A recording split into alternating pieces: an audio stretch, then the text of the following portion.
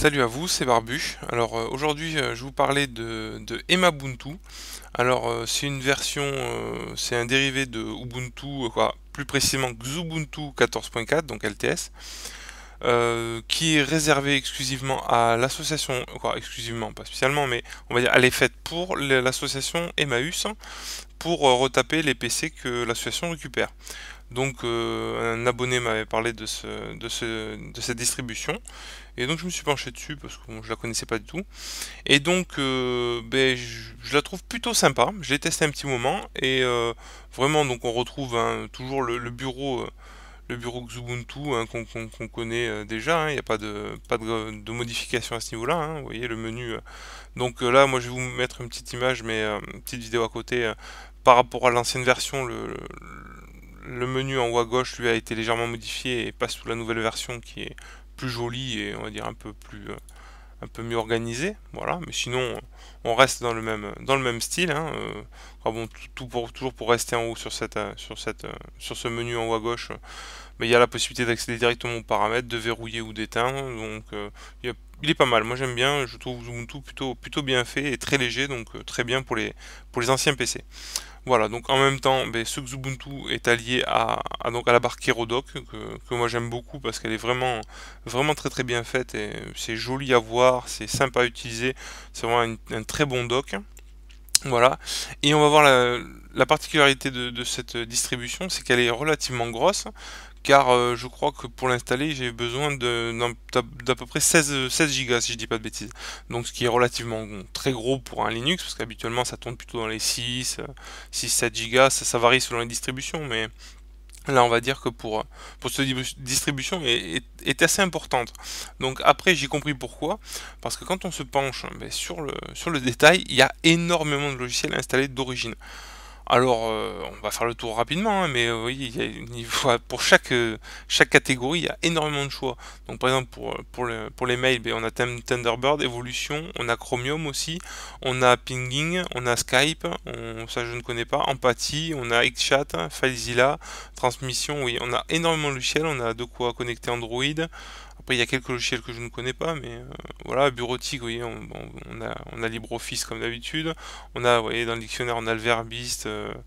On a pas mal de choses niveau logiciel. Voilà, on est plutôt garni. On a Genie, vous voyez. Ensuite, niveau audio, pareil, on a Audacious, Clémentine.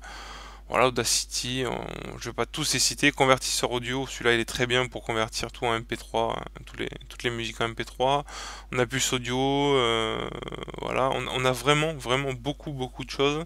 Niveau vidéo, on a VLC, Caféine, on a Cheese pour la webcam. Voilà, on a Record My Desktop, c'est pour enregistrer le bureau. Vous voyez, on a Shotwell pour la vidéo, Photox, Picasa, Digicam, on a énormément de Inkscape, GIMP, voilà, on a beaucoup, voilà, Simple Scan, on a énormément de logiciels. Vraiment, on pourrait y passer des heures sur cette distribution, et même pour le gravage, on passe sur de Brasero à Xburn, voilà, les loisirs, on a quelques petits jeux sympas, j'ai regardé, on a Play on Linux déjà. Si j'ai bien vu aussi, normalement, j'ai vu dans le détail, on a Wine aussi d'installer. Bon, je pense que c'est logique vu le nombre de logiciels qui sont installés. Ouais, il y a énormément de possibilités. Voilà, dans l'utilitaire, on a tout ce qu'il faut pour les paramétrages. Vous voyez, donc on peut aller dans nos paramètres. Alors là, on retrouve vraiment l'utilisation de Xubuntu. C'est vraiment, on utilise vraiment Xubuntu, mais c'est vrai que cette barre Kerodoc a été vraiment bien rempli, on va dire, de logiciels, et que ce soit pour le loisir ou tout le reste, ouais, je vais pas vous détailler absolument tout, mais il y en a un nombre assez impressionnant. Donc voilà, donc la barre en elle-même, pas besoin d'en parler pendant 3 heures. Pour Kerodoc, moi je trouve que c'est vraiment une très bonne barre. Configurable à souhait, vous voyez, il y a énormément de paramètres qu'on peut configurer, que ce soit le visuel, voilà, les petites actions que font les icônes, voilà, on peut changer, rajouter des petits greffons, donc vraiment très intéressant cette barre, et couplé donc à un Xubuntu qui est très léger et plutôt très bien fait, moi je trouve que c'est un très bon compromis pour un vieux PC, vraiment très sympa. toujours en même temps en vous parlant de ce Emabuntu, au démarrage, un petit truc sympa aussi, mais que j'ai pas complètement testé, mais on vous propose 3 niveaux d'installation à la fin, au moment de démarrer. On vous propose une installation vraiment basique pour vraiment les débutants de chez débutants, une installation moyenne pour les gens qui connaissent un tout petit peu, et moi, là, cette version-là que moi j'ai installée, c'est la version complète avec tous les logiciels et vraiment toutes les possibilités de la version.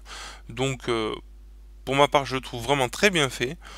Bon, on tourne vraiment sous Xubuntu, hein, on va pas non plus... voilà, ça reste du Xubuntu, mais très bien avec cette barre Kerodok, ça se mélange très très bien. Voilà, donc je pense avoir fait le tour de ce Emabuntu, hein. J'espère qu'il vous a plu, parce que moi je l'ai trouvé plutôt sympa. Personnellement, j'aurais juste un petit bémol à donner, c'est la quantité des logiciels, peut-être un peu trop gros à l'installation, et un peu trop de logiciels qui peut peut-être causer quelques problèmes aux personnes qui connaissent pas bien Linux, se retrouver vite perdues au milieu de tous ces logiciels.